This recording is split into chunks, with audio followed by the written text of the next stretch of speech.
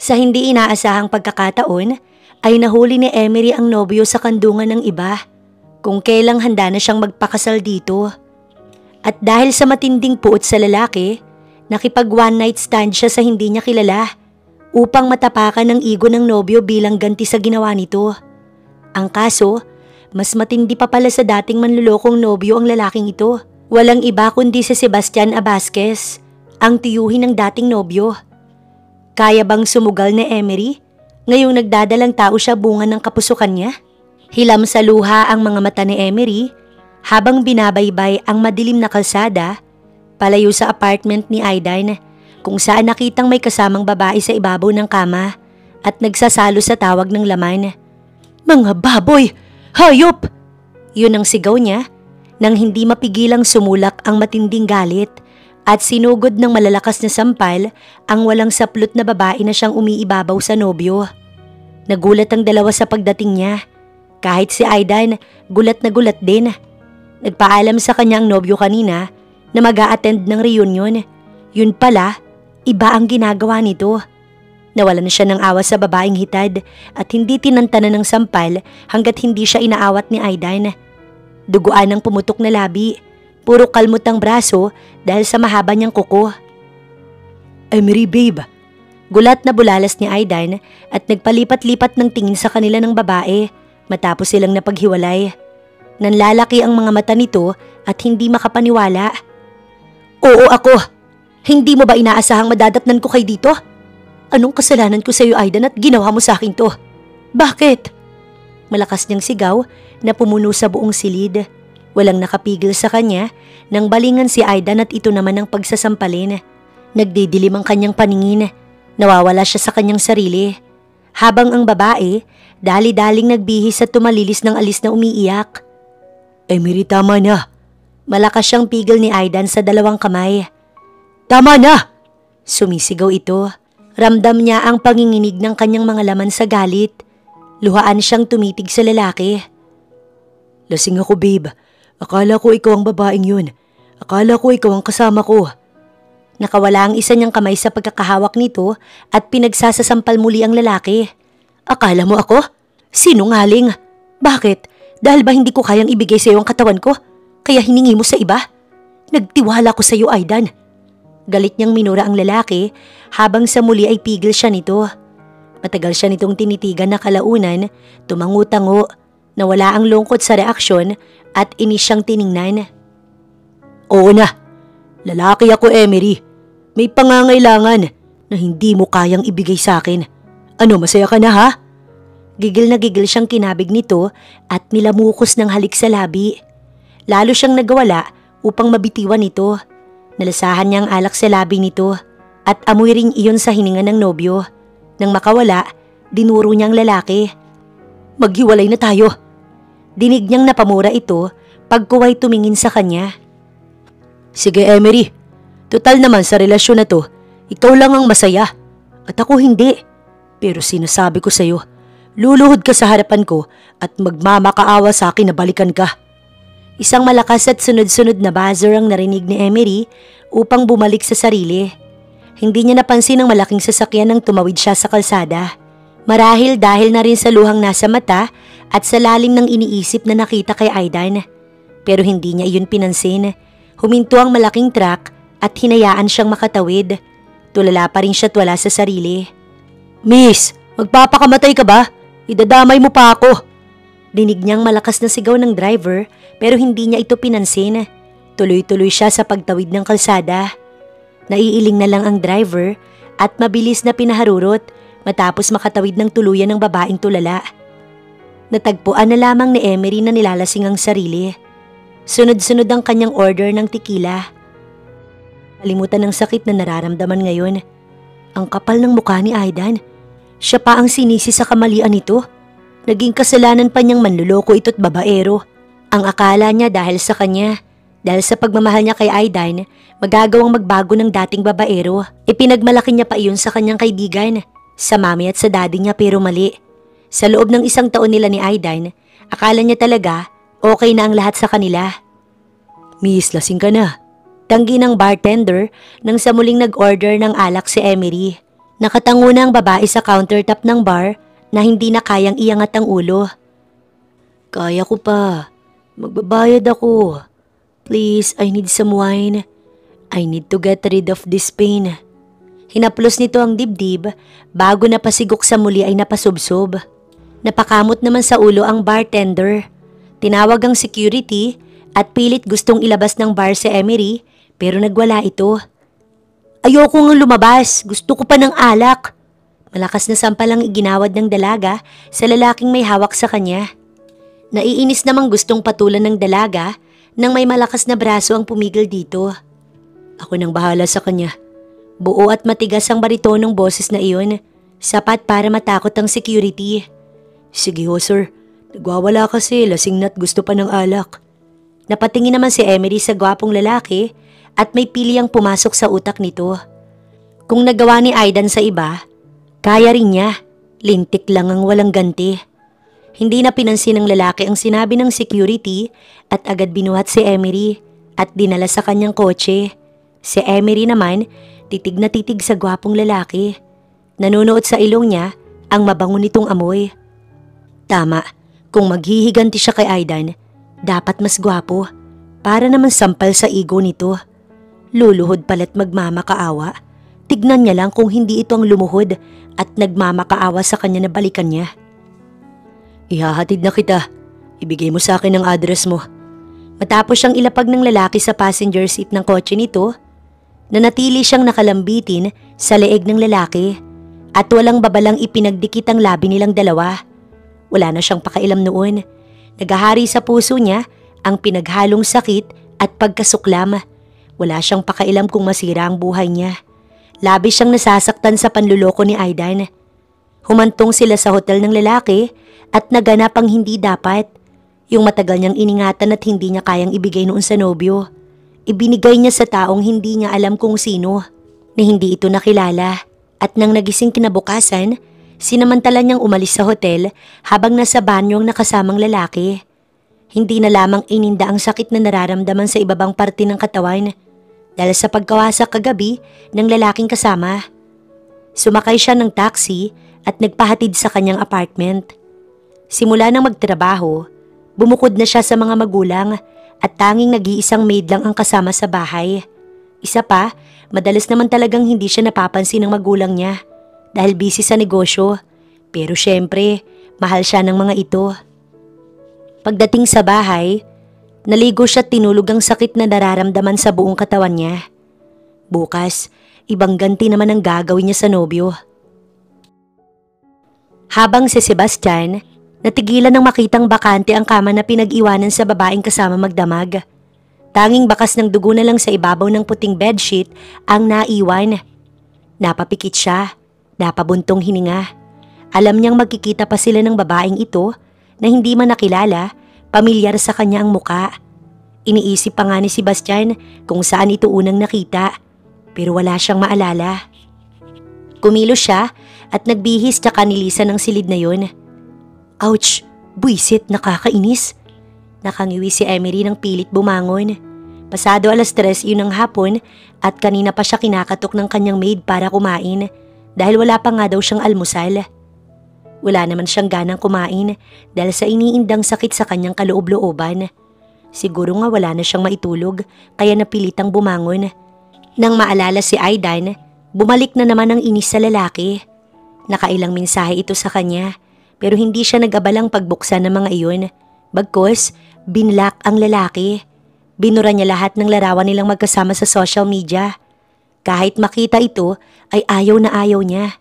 Siya yung tipo na isang beses lang nagbibigay ng tiwala sa tao at kapag nasira, burado na ito sa kanyang buhay. Inayos niya rin ang kanyang sarili at tinanggal ang lahat ng mga bagay na magpapaalala sa kanya sa lalaki. Inilagay niya iyon lahat sa garbage bag at ipinatapon sa basura. Nagtataka pa nga si Manang Sheda. Ba't niya tinapon ang mga iyon samantalang matagal niyang inalagaan ng bawat regalo sa kanya ni Aidan sa mahalagang araw ng kanyang buhay. Ngunit wala siyang naging tugon. Pinilit niyang kumain tsaka uminom ng pain reliever para lang mawala ang sakit ng kanyang katawan. Para siyang binugbog ng lalaking kasama kagabi. Sinulit talaga ng loko ang gabing yun. Hello? Napatawag ka, Insan. Boses ni Christina sa kabilang linya. Kas, pwede bang makisuyo? Naiwan ko kasi ang kotse ko sa apartment ni Aidan kagabi. Nasa office ako ngayon. Pagsisinungaling niya dahil nasa bahay pa rin siya at kanina pa tumatawag ang kanyang sekretarya. Ba't ako ang tinawagan mo, hindi si Aidan? Dinig niyang reklamo at utos nito. Napairap siya nang marinig ang pangalan ng kinasusukulamang tao sa ibabaw ng mundo. Paano ko siya tatawagan? Nakablock siya sa akin. Madiin niyang wika. Ano? Gulat naman si Katrina sa kabilang linya. Kukunin mo ba o hindi? Kung ayaw mo, iuutos ko na lang kay Kian. Mabuti pa yun, mabilis ka usap. Naiinis niyang wika. Kapatid nitong lalaki ang kanyang tinutukoy. Grabe ha? Agad-agad? Oo na. Papunta sana kasi ako ng studio. Ano bang drama kasing mayroon kay ni Aidan? At may pa-black-black ka pang nalalaman. Pag-usapan niyo yan ha. Nandadamay pa kayo ng nananahimik rito. Inis nitong wika sa kanya. Mabait naman si Katrina pero maiksi ang pasensya. Very close din sila. Lalo't siya lang naman ang takbuhan ng magkapatid. Broken family ang mga ito at maagang naghiwalay ang mga magulang na ngayon kapwa na may asawa at ibang pamilya. Ngunit kahit ganun, hindi nagpabaya o nagrebelde ang magkapatid. Siguro dahil na rin sa dad niya na nagsusustento dito. Kapatid kasi ng kanyang daddy Brenna ng mami ni na Katrina. Ang kagandahan, hindi talaga kinulang sa pangaral ang magkapatid. Sa ngayon, maayos ang buhay nito. Isang make-up artist ang kanyang pinsan na si Katrina at si Kia naman nagtatrabaho sa kumpanya ng dad niya na balang araw ipamamana sa kanya. Mas matanda si Katrina sa kanya ng 2 taon at si Kia ng kanyang kaidaran. Parehong mabait ng magkapatid, malayo sa ugali niyang maldita. Hindi naman nagtagal, pumarada ang kotse niya sa tapat ng kanyang apartment, tsaka siya lumabas ng bahay. Nakita niyang bumaba ng driver seat si Wesley na kasintahan nito. Mabilis niyang binuksan ang pinto, kasunod na pumarada ang kotse ni Wesley na nakasunod lang sa binata at si Katrina ang nagmamaneho.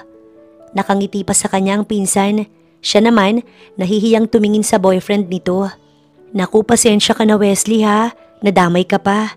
Inis na inirapan ng pinsan pero nginisihan siya nito. Pinatuloy niya ang dalawa pero tumanggi ang mga ito dahil parehong may pasok. Nagpasalamat na lang siya sa magkasintahan at sumakay na rin ng kotse. Sabay-sabay silang umalis. Sina Wesley at Katrina ay sa work nito. Siya naman, tinungo ang matayog na gusali na pagmamayari ng mga Abasquez. Hindi pa ako tapos sa'yo, Aidan. Winasak mo ang damdamin ko. Wawasakin ko din ang pinakamahalagang bagay sa buhay mo. Bit-bit ang baseball bat na tinungo niyang parking area kung saan naroon ang pinakamamahal na sports car ni Aidan. Dama na naman niya ang sakit na ginawa nito kagabi lang. Nararamdaman niya pang pag-iinit ng kanyang magkabilang mata dahil sa luha. Nang marating ang parking area, masama niyang tinitigan ng mamahaling sasakyan ni Aidan. Ito ang madalas dalhin ng lalaki at naririnig niyang tinatawag nitong baby. Pwes, wawasakin niya iyon. Una niyang hinampas ng malakas ang windshield nito at sa tibay nun ay crack lamang ang tinamo ng sasakyan. Hindi siya nakontento. Sinunod niya ang 2 ilaw sa unahan. Basag bawat matamaan. Gigil na gigil siya habang ginagawa yon. Sa mga sumunod niyang hampas, hindi niya alam kung saan iyon tumatama. Pero nagiiwan ng bakas ang bawat palo niya. Sa ginawa niya, nagwangwang ang sasakyan kaya iilang security ang lumapit sa parking area upang pigilan ang ginagawa niya. Kasunod ng mga ito, ang matangkad na lalaki na nagpahinto sa kanyang hininga. Gulat na gulat ito pagkakita sa kanya at sa kotseng durog ang ilaw at basag ang windshield. Yuh!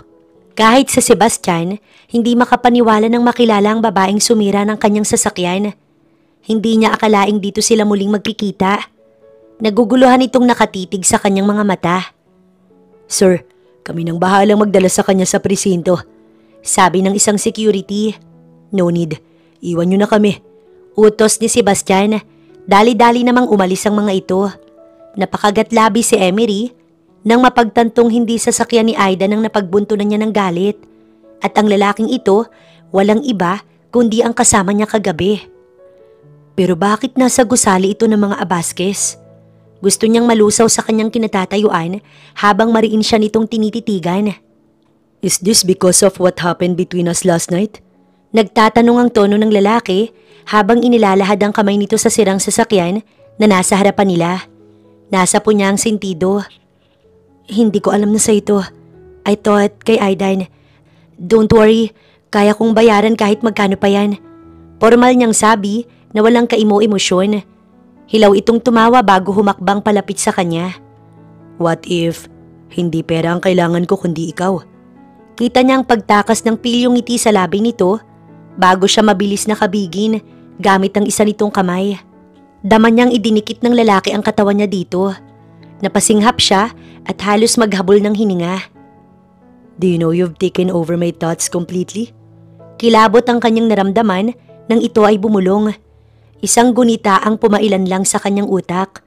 Oo, lasing siya kagabi pero alam niyang nangyari. Dama niyang nagparaya siya rito. Nabaliw sa bawat halik at haplos nito. Hindi niya nga alam kung paanong nagustuhan pa niyang ginagawa nito sa kanya. Anong nangyayari dito? Malakas na bulalas ng pamilyar na boses. Si Aidan.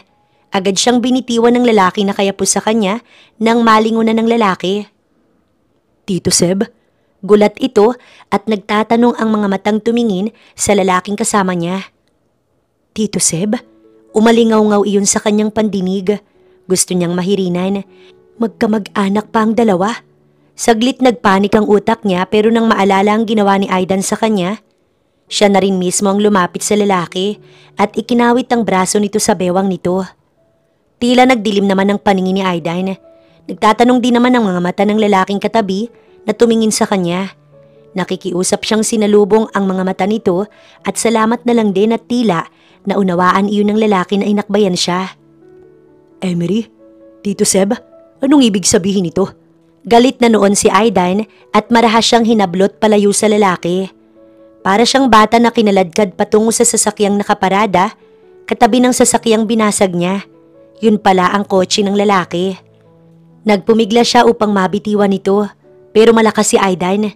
Nang maipasok na siya sa loob ng kotse nito, tsaka pa nakailam ang lalaking tinawag nitong tito. Aidan, don't force her if she doesn't want to go with you. Kalmado ang boses ni Sebastian nang iharang ang katawan sa pintuan ng kotse. Huwag kang makialam dito, tito. Girlfriend ko to. Galit at masama itong nakatingin sa lalaki. Hindi na kita boyfriend, Aidan. Simula nang makita kitang may kasamang iba. Nakakasuka ka. Nakakapandiri. Marahas itong itinulak ni Emery at lumabas ng kotse. At anong tingin mo sa sarili mo, Emery? Pumatol ka sa tito ko. Sinadya mo ba to? Nakakainsulto itong tumawa. Hindi mo yan kilala. Mas masahol pa yan sa akin, Emery. Ilang babae na bang ikinaman yan? At ikaw, gagamitin ka lang din yan. Magsama kayong dalawa. Madali ka lang namang palitan. Pweh! Marahas nitong sinara ang pinto ng kotse matapos itong pumasok. Kasunod noon, para itong bulang naglaho. Humihingal siya sa galit na sinusundan ito ng tingin. Ni magsorry hindi ginawa sa kanya. Nang makabawi, mabilis siyang tumalikod at tinungo ang kanyang kotse. Hindi niya napansin na kasunod niya ang lalaki, na ngayon ay nakatayo at pigil siya sa akmasa ng pagsakay sa kanyang sasakyan. Iiwan mo ko pagkatapos mong sirain ang kotse ko? Inginuso nito ang passenger seat at wala na siyang nagawa pa kundi ang hayaan nitong mag-drive.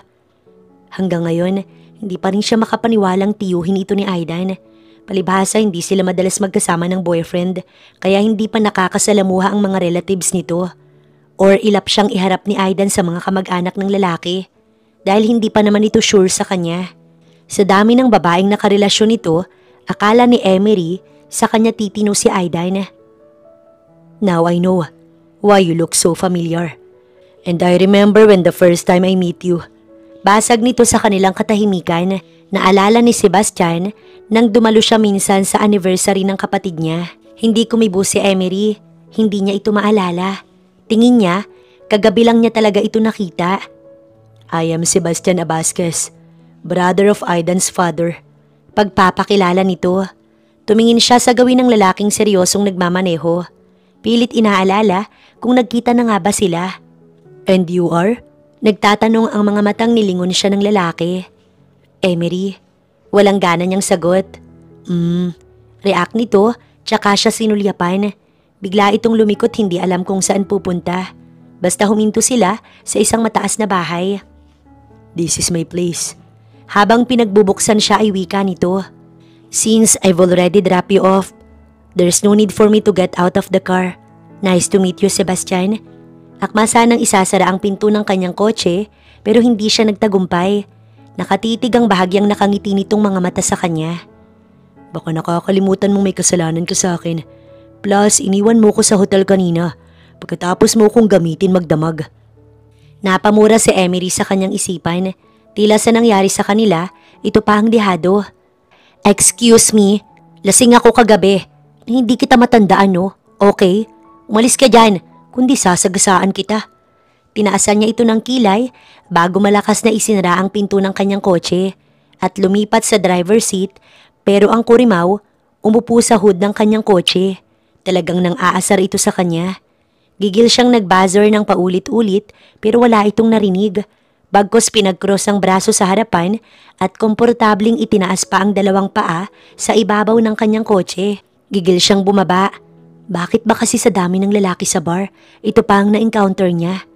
Inis siyang namewang sa harapan nito. Gosh, I hate this jerk. Bulong ng utak niya pero hindi maikakailang ang hat nito nang umiti sa kanya pagkakitang bumaba siya ng kotse. Now tell me, anong gusto mo? Kahit papaano, nagtimpi si Emery. Mas malala pa ata kay Aida ng tito nito. Be my date tonight. Walang gatol nitong sabi. Okay, at pagkatapos quits na tayo, ganun ba? Kumurap ito. Depende, but for now, sumama ka sa akin sa loob ng bahay. Let's go. Nagulat siya nang hawakan nito ang kanyang kamay at igiya siya papasok sa loob. Napapatanong naman siya kung anong binabalak nito. At dahil nga sa nagawa ni Emery, pumayag siyang maging date ni Sebastian sa gabing yun. Akala nga niya simpleng pagtitipon lang. Pero nagulat siya nang makitang napakadaming bisita at naroon din ang mga magulang ni Aidan. Napabitaw siya sa pagkakahawak ni Sebastian sa kanyang kamay pagpasok sa malawak na venue. Sebastian, bakit nandito sila tita? Hindi nila ako pwedeng makita na kasama mo. Inis niyang binawi ang kanyang isang kamay na ayaw nitong bitiwan. Pero walang narinig ang lalaki. Bagkus sinila siya palapit sa mga ito. Nagpumiglas na si Emery sa pagkakahawak ni Sebastian dahil ayaw niyang makaharap ang mga ito. Oo, binalak niyang maghiganti sa lalaki pero hindi sa ganitong paraan na sa kapamilya pa mismo ng nobyo. Ibang lalaki ang gusto niya, yung hindi na sila muling magkikita pa ng lalaking ito. Mabuti na lang at abala ang mag-asawang Abasquez sa mga bisitang naroon kaya hindi siya napansin ng mga ito.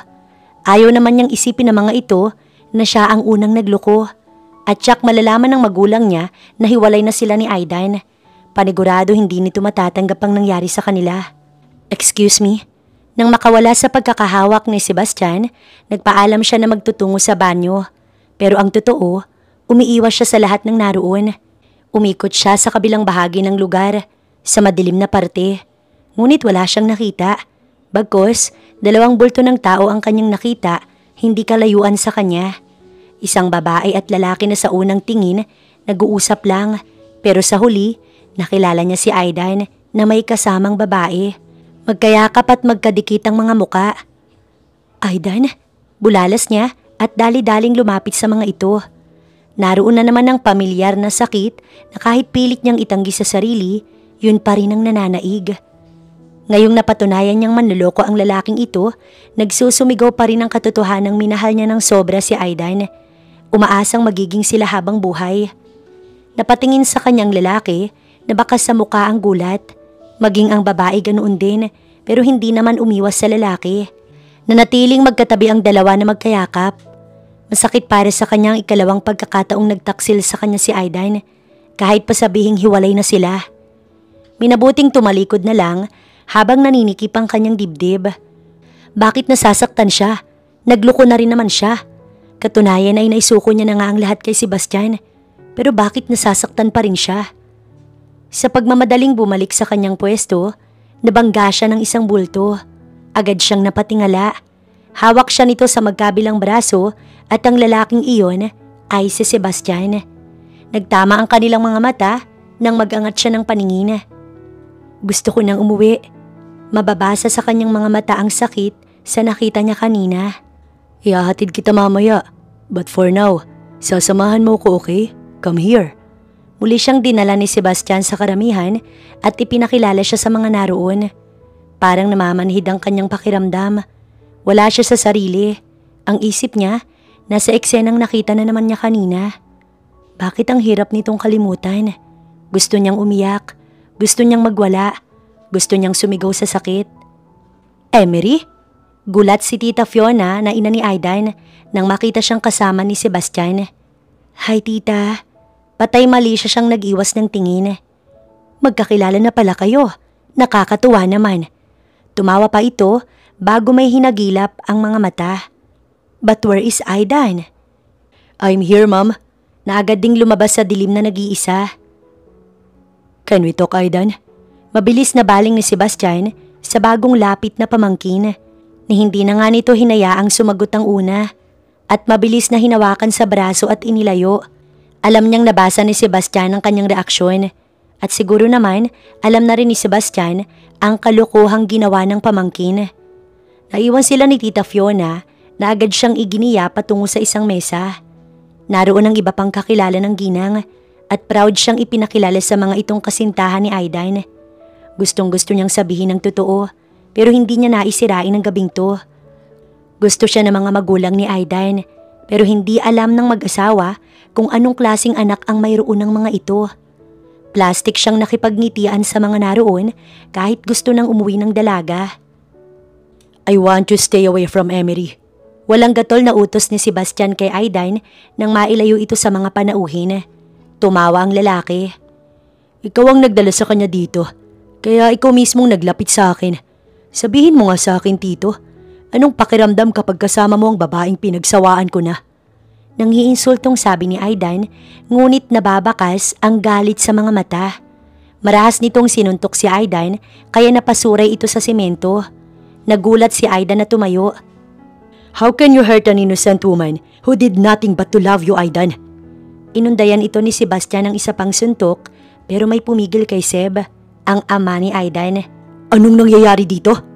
Galit na itinulak si Sebastian para ilayo kay Aidan. Galit din itong nakatingin sa lalaki. Si Sebastian ay galit din. Pagsabihan mo yung anak mo, kuya. At kung pwede, layuan niya na si Emery. Utos ni Sebastian sa nakakatandang kapatid bago inis na tiningnan si Aidan bago tumalikod.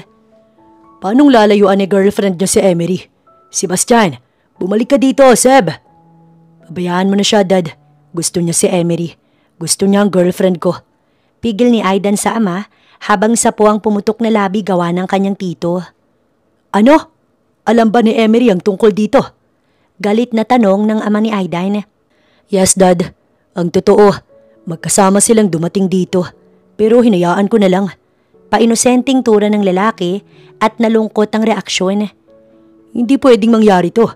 Kailangan ko makausap ang magulang ni Emery. Kailangan na maikasal na kayong dalawa sa lalong madaling panahon. Inis na sabi ng ama ni Aidan. Yes, Dad. Tugon ni Aidan at lumabas ang isang ngisi sa labi. Hindi niya hayaang maagaw ng tito niya si Emery. Alam niyang wala itong laban sa kanya. Siya ang gusto ng mga magulang ng babae at hindi ito. Habang inihahatid ni Sebastian si Emery sa apartment nito, tahimik ang dalaga. Bakit parang nakukonsensya pa siyang isinama ang babae? I'm sorry. Usal niya na hindi nagpatinag man lang kay Emery. Nanatili itong nakatingin sa labas ng sasakyan. Kung hindi kita dinala sa party kanina, this would never happen and you never get hurt. Muli ay sabi ni Sebastian.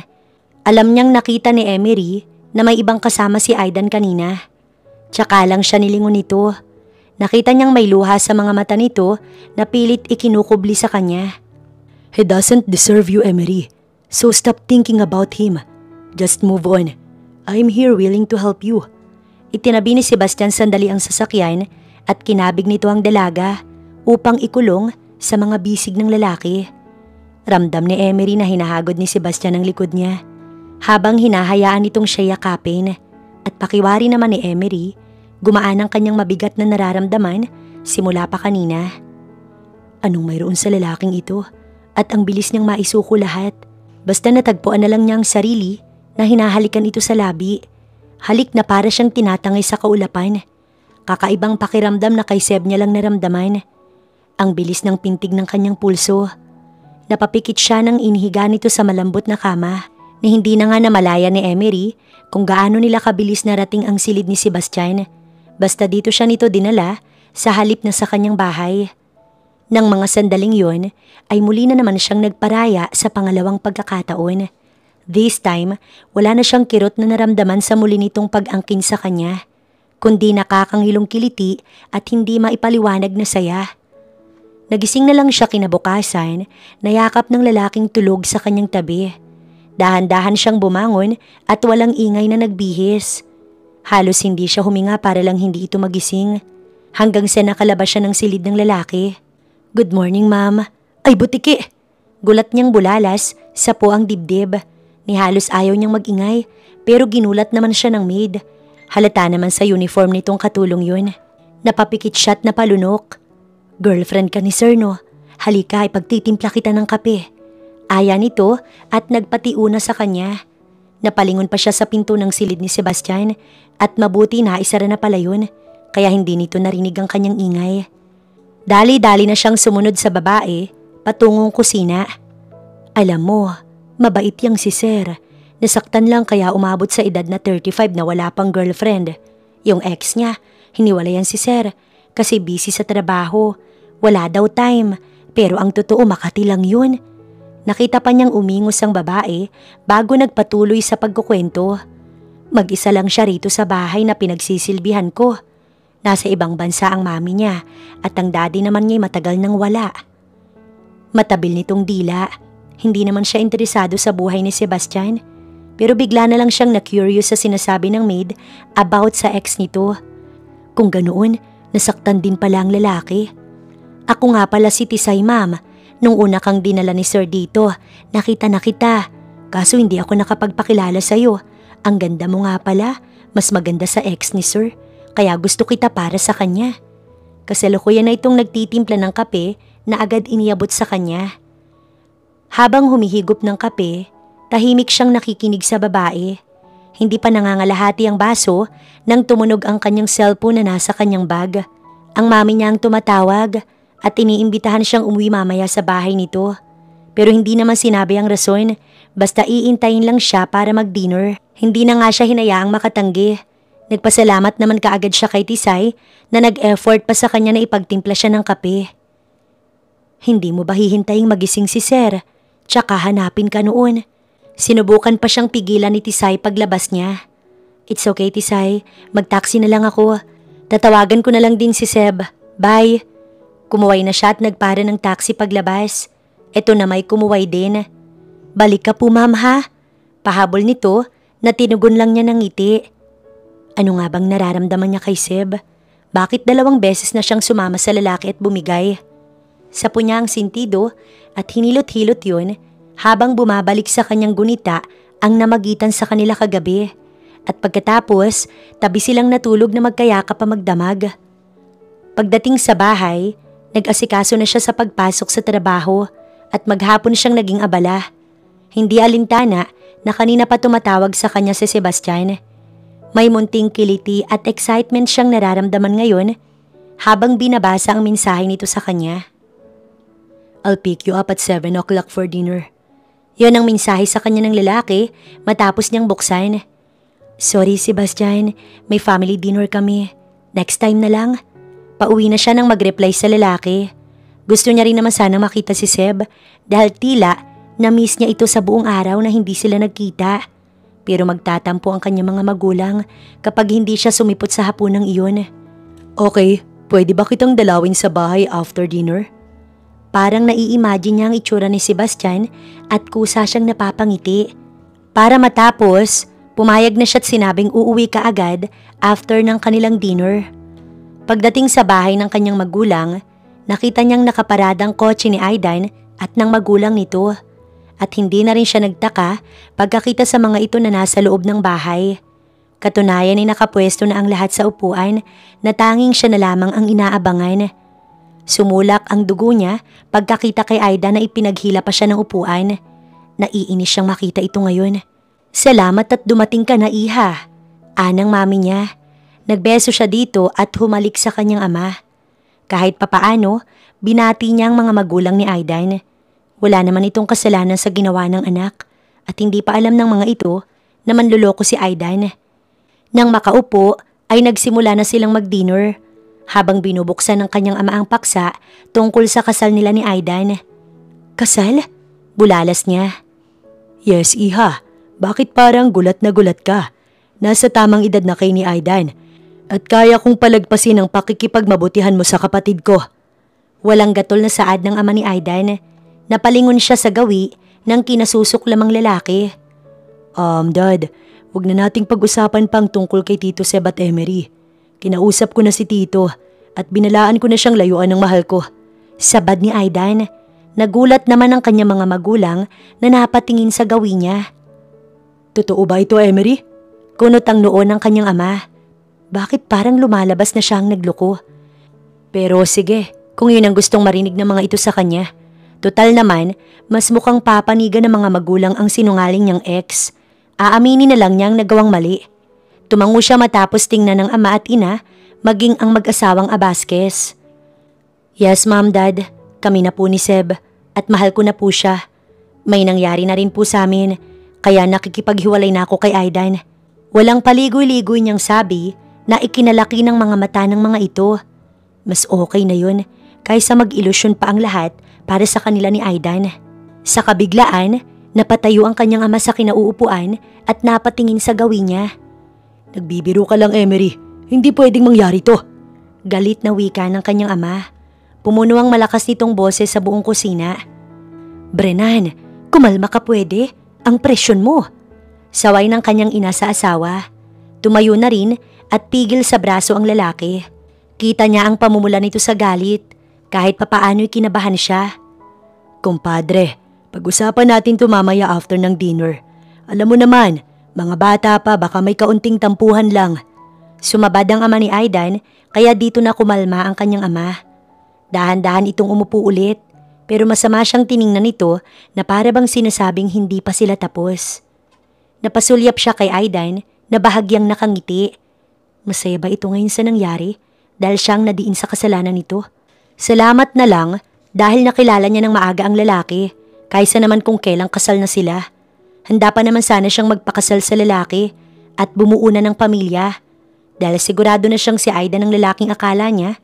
Itinakda sa kanya pero mali pala.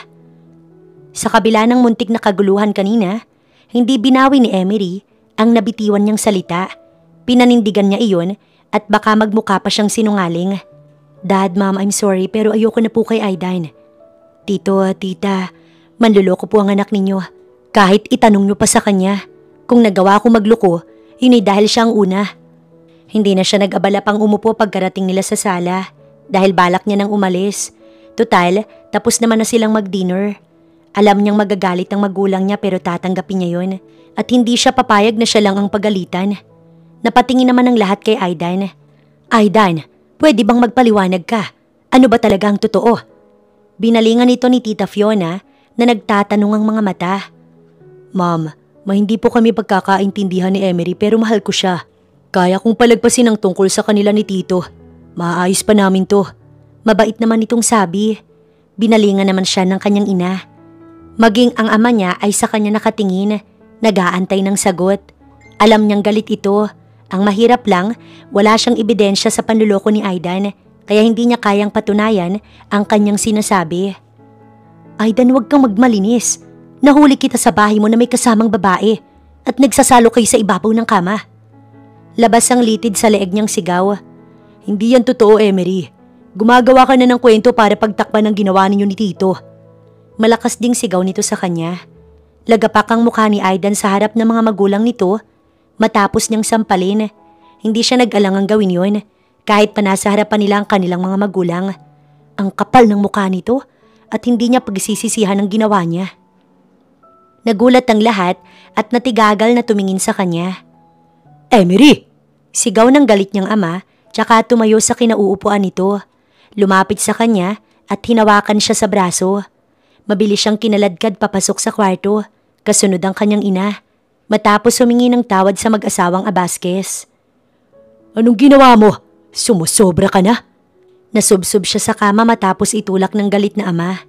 Walang nagawa ang kanyang ina nang bigyan siya nito ng 2 magkasunod na sampal. Lumalabas na kinakampihan nito si Aidan. Hindi ka namin tinuruang maging bastos, Emery. Alam mo yan. Pero nagawa mo kaming ipahiya sa harapan ng pamilyang Abasquez. Ayusin niyo ni Aidan ang relasyon ninyo. At magpapakasal ka sa kanya. Naiintindihan mo? Nangangatog ang daliri nitong nakaduro sa kanya bago siya tinalikuran. Sapo ang kanyang namanhid na pisngi na sinundan ito ng tingin palabas sa kanyang silid. Nilapitan siya ng kanyang ina at siya'y niyakap. Ma'am, kapag pinilit niyo ako ni Dad na magpakasal kay Aidan, magpapakamatay ako. Galit niyang wika na dumapa sa kanyang kama at umiyak.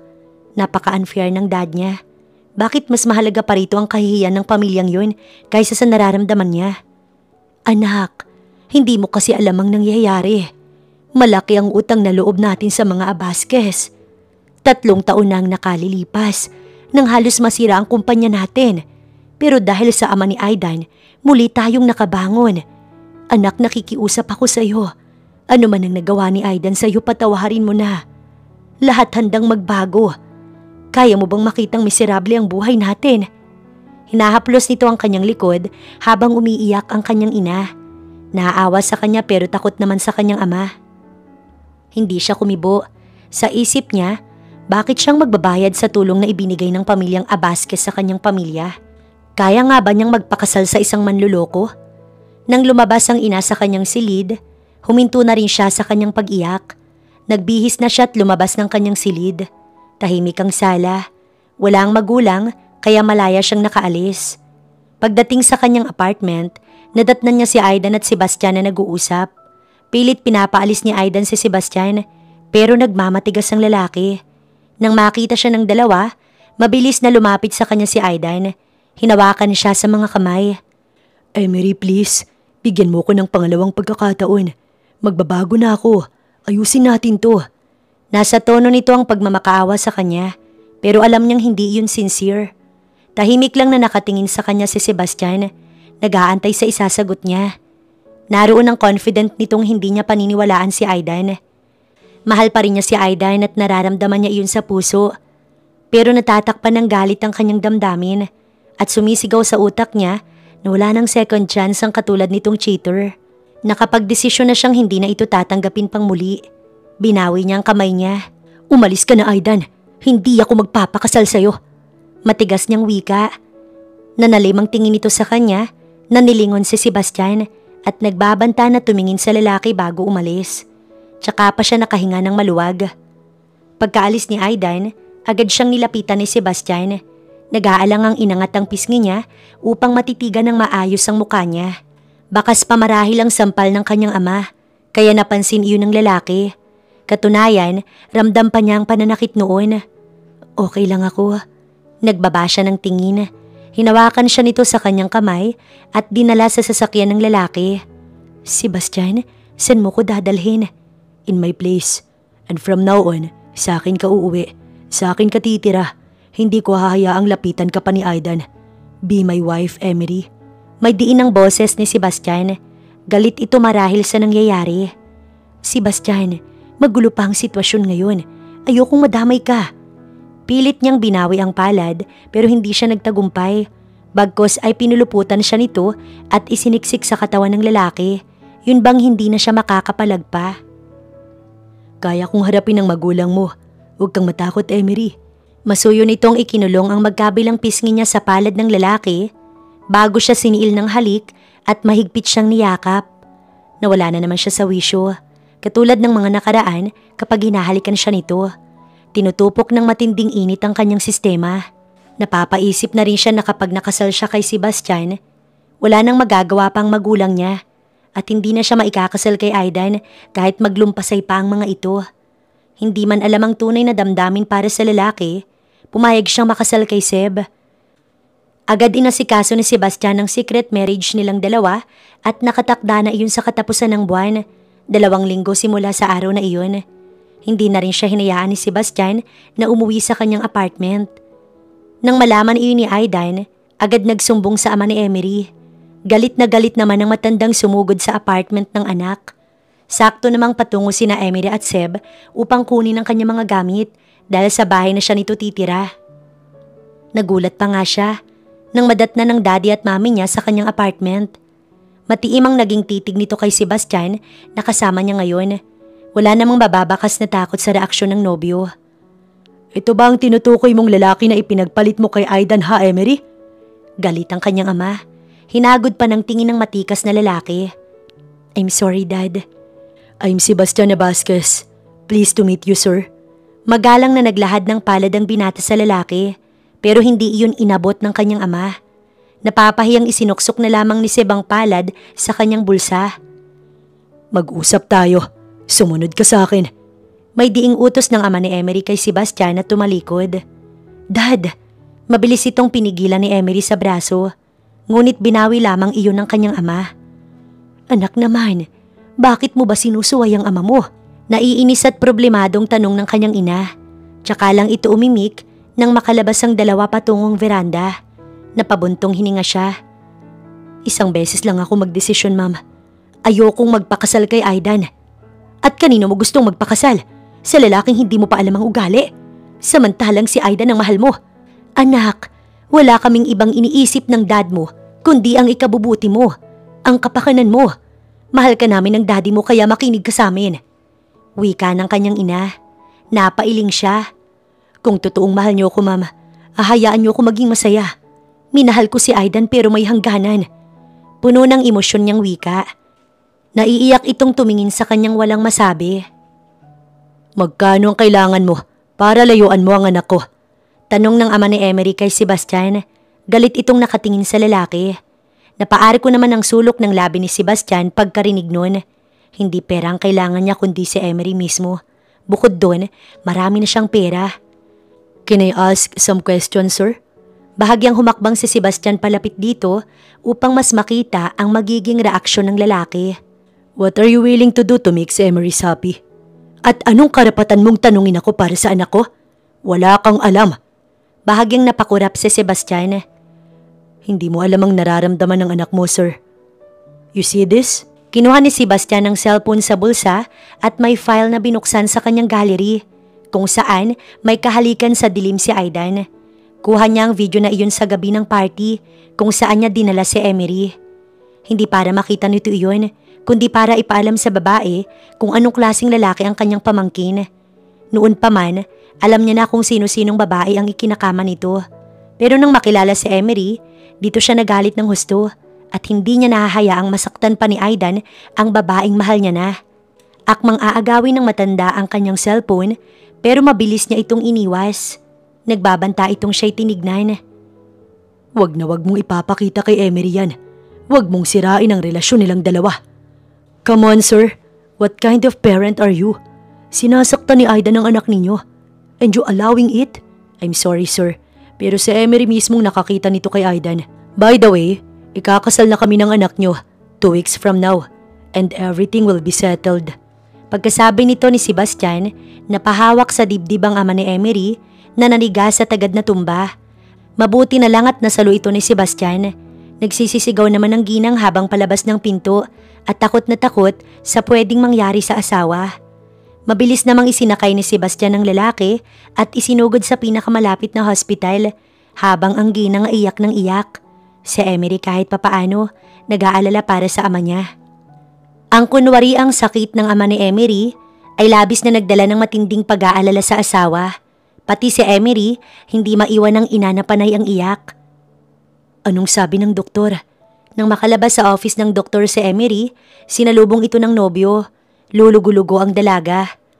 Bukod sa mataas na presyon ni Dad, wala namang ibang findings ang doktor. Pero wala pa rin siyang malay hanggang ngayon. Napapabuntong hininga si Emery. Pero sa kabilang banda, nais niyang samantalahin ang pagkakataong yun upang masulit ang araw nila ni Seb na magkasama. Dahil tutulang magulang para sa kanilang dalawa. At nangangamba siya na maudlot ang kanilang kasal dahil sa nangyari. Let's wait until tomorrow. If ever he's still unconscious, We will transfer him to another hospital to have all his vitals truly checked. Suhestyon nito, dama niya ang pag-aalala ni Sebastian sa kanya nang gagapi ng kanyang palad. Tumangulang siya tsaka sabay silang nagtungo sa kwarto ng kanyang ama. Sumalubong ang ina at katulad lang din ni Sebastian ang bungad nitong tanong sa kanya. Pasekreto pa nitong kinausap si Sebastian at hindi naman sinabi ng lalaki kung anong pinag-usapan ng dalawa.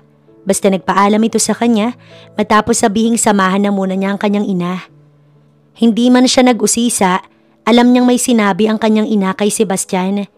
Hindi naman niya ito makakausap ng masinsinan sa ngayon dahil panay ang iyak nito.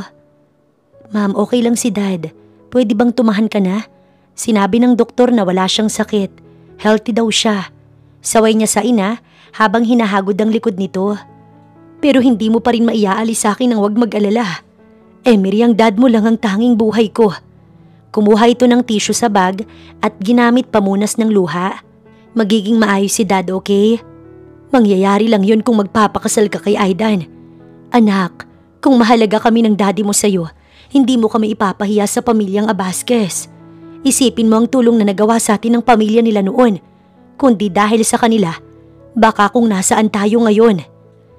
Ayaw niya na makipagtalo dahil nakakapagod lang. Tsak niyang hindi siya nito pakikinggan.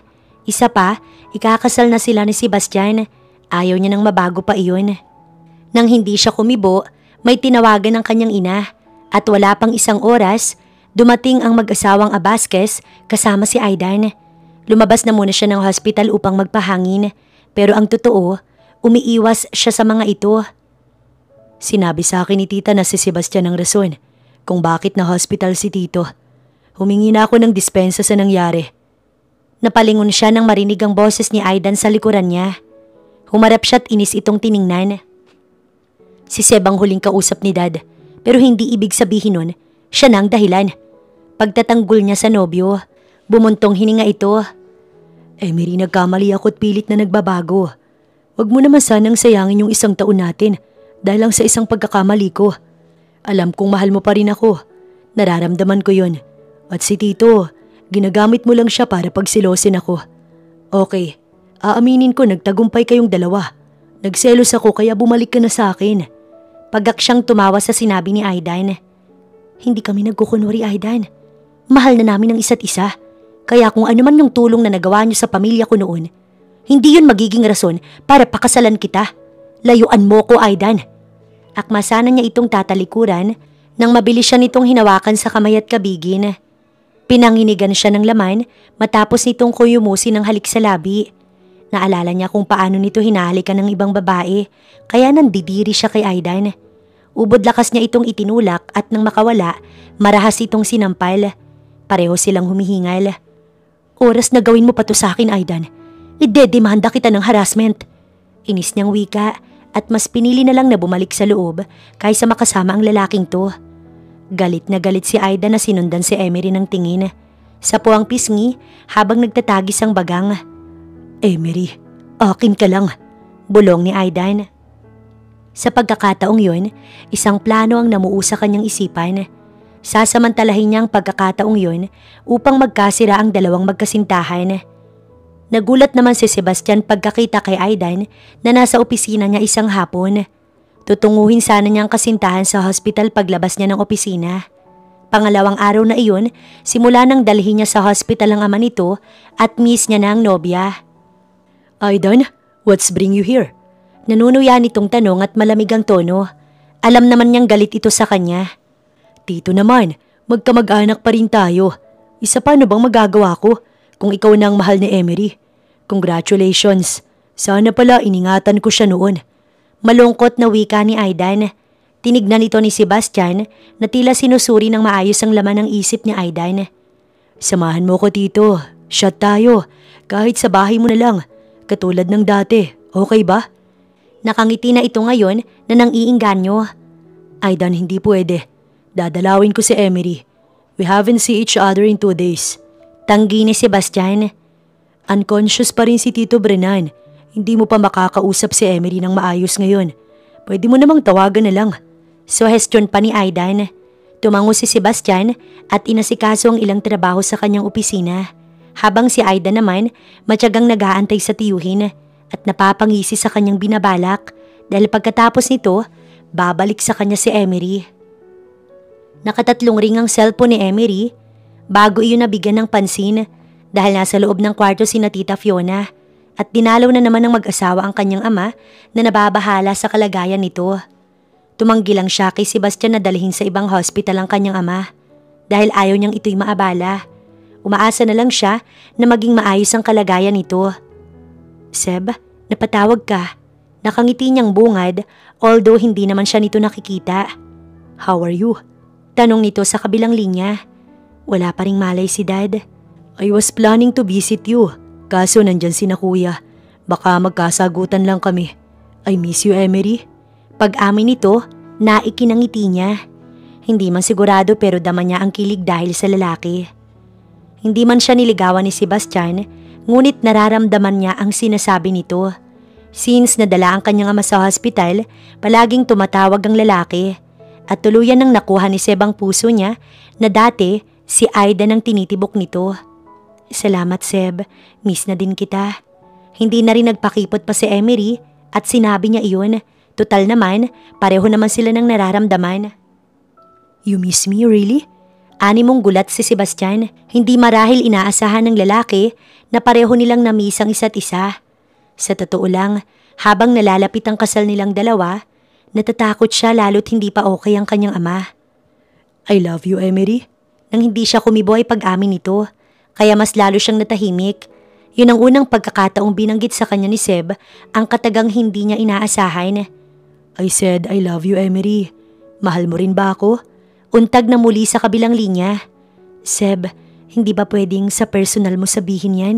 Magkikita naman tayo bukas. Pakiusap niya, bilang nais makita ang reaksyon nito habang sinasabi ang masarap sa pakiramdam na katagang yun.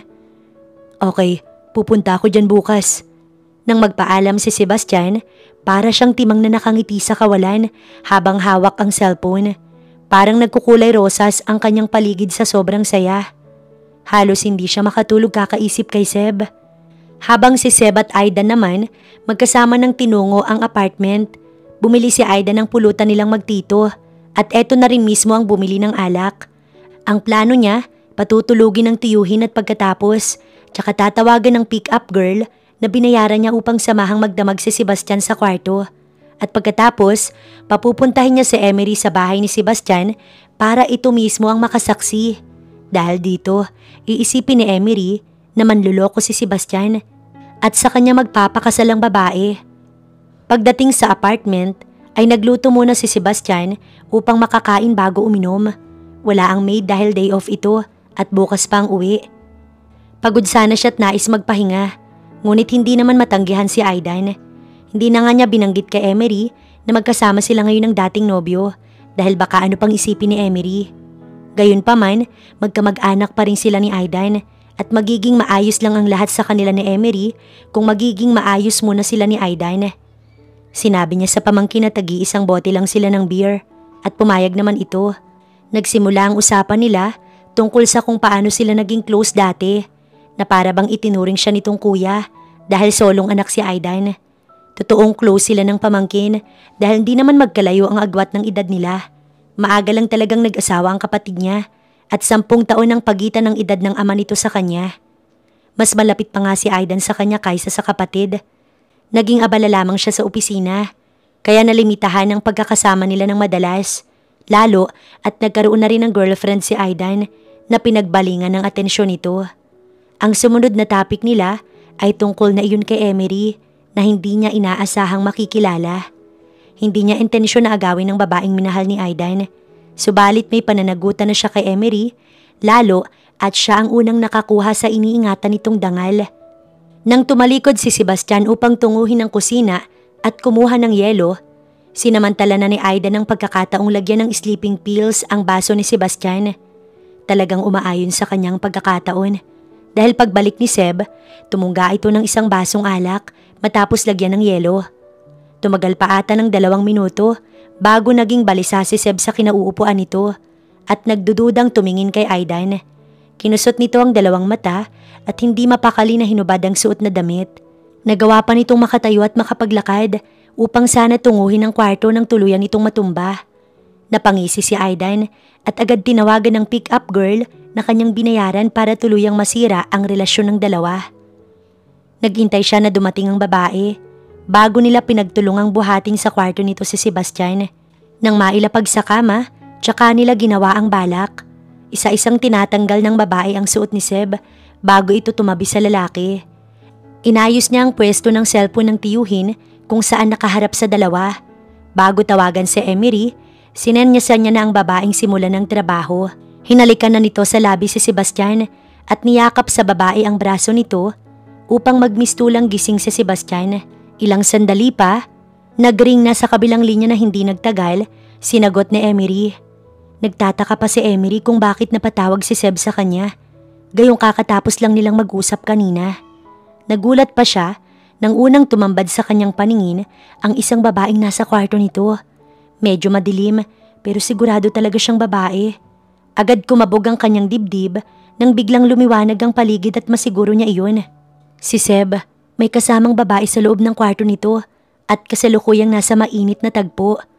Napatakip siya sa kanyang labi at dali-daling tinungo ang banyo upang magtago dahil baka makita iyon ng kanyang ina.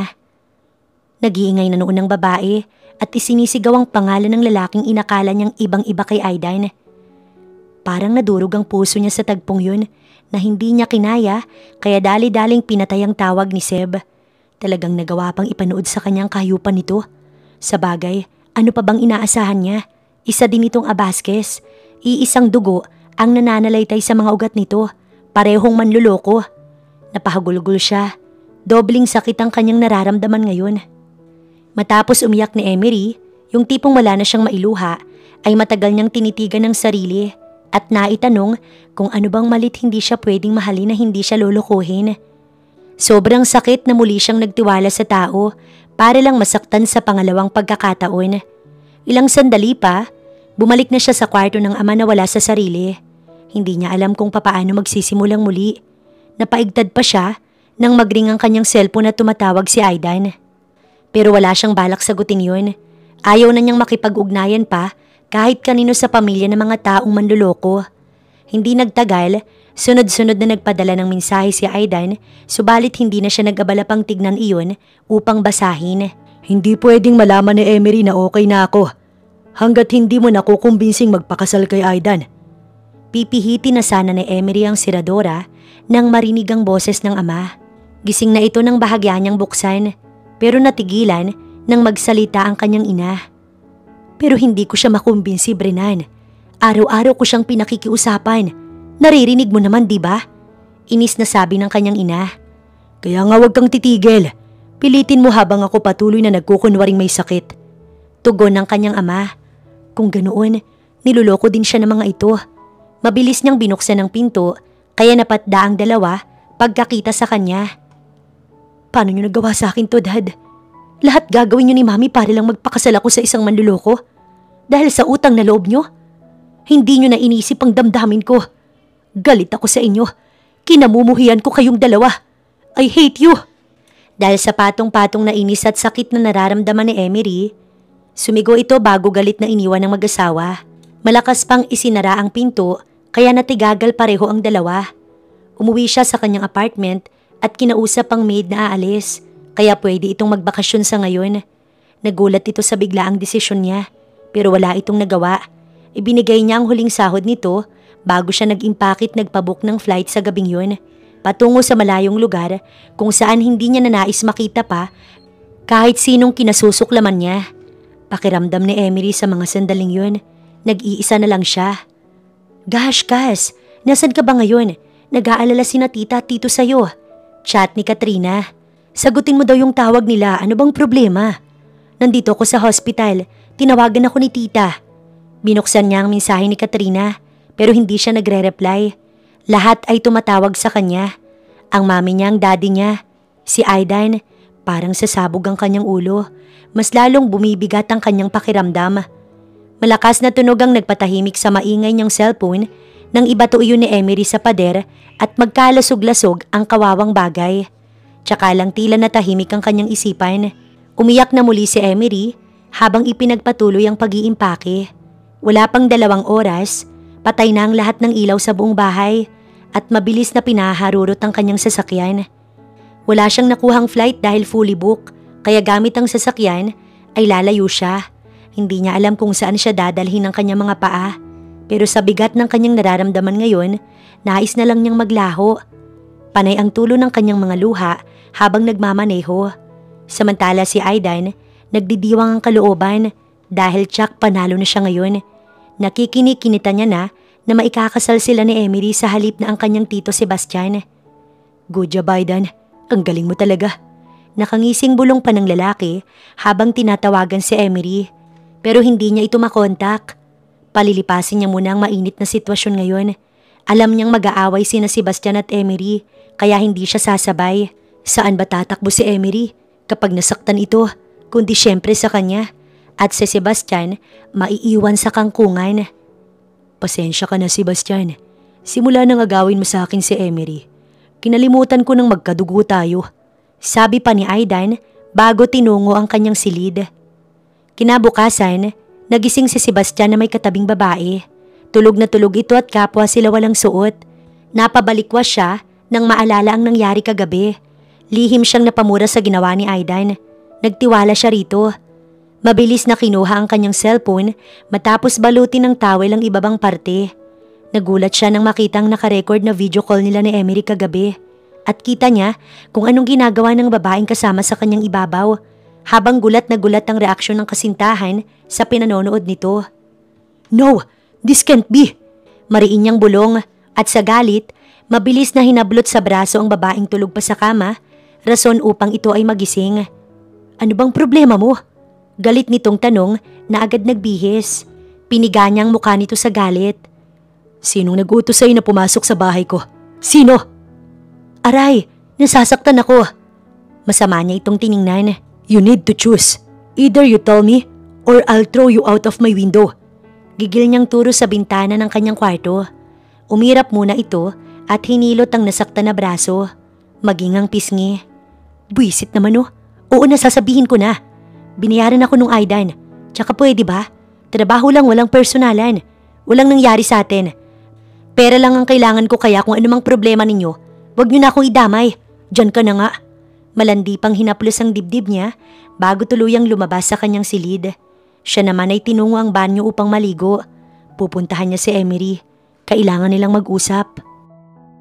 Hindi alam ni Emery kung nasaan na siya. Basta madaling araw na yon at kailangan niyang huminto.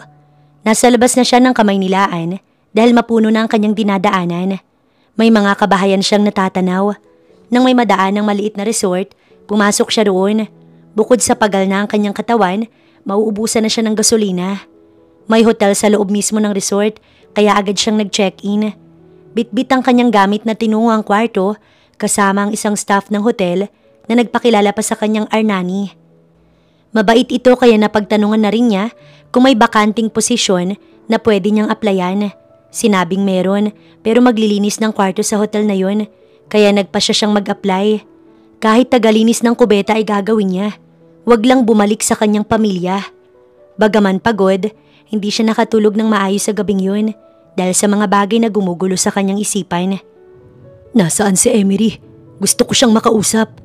Matapos puntahan ni Sebastian ang apartment ng nobya at masigurong wala doon ang babae, tinungo nito ang hospital na pinagdalhan niya sa mga magulang ng nobya. Nadatnan niyang nagliligpit ang mga ito ng gamit at gising na ang ama ni Emery na ikinagulat niya rin. Napatingin sa kanyang mag-asawa. Wala dito si Emery. Tsaka pwede ba? Tigilan mo na ang anak ko.